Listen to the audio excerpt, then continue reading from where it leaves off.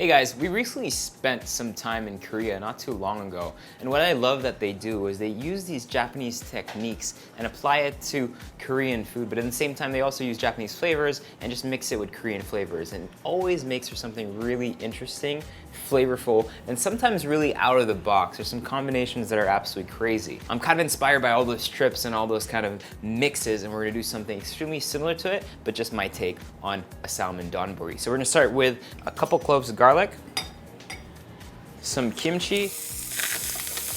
I just wanna slightly brown everything.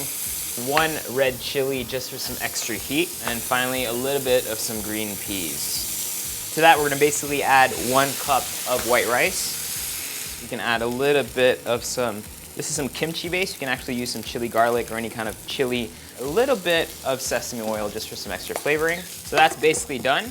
Now we're just gonna get another pan nice and hot with a little bit more olive oil.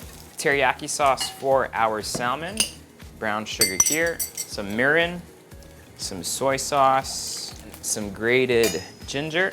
We're gonna make a really quick pickle just to kind of combine everything and go nicely on top of our donburi. So I'm gonna go ahead and very thinly slice some cucumber and then a tad bit of red onion.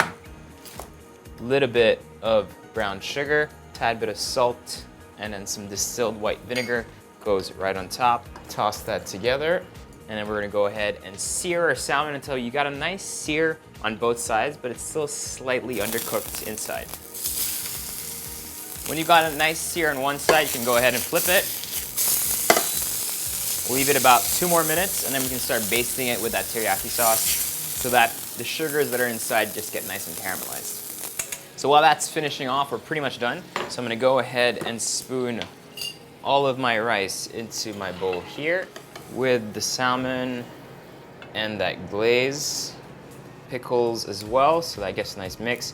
And finally, we're just gonna finish everything off with some nice, beautiful cheddar cheese. I'm gonna put that onto our fish. And then I'm gonna grab my searzall. You can also do this with a salamander or in the oven with a top grill, kind of really hot, and just go ahead and melt everything. Now I know that this is completely unauthentic, but there's actually a restaurant in Seoul where they make like barbecue or salmon barbecue, and they add a bunch of cheese on top of it with rice. So it's not too far-fetched.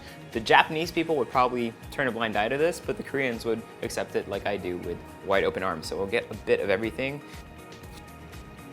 And it's so well balanced. See you guys.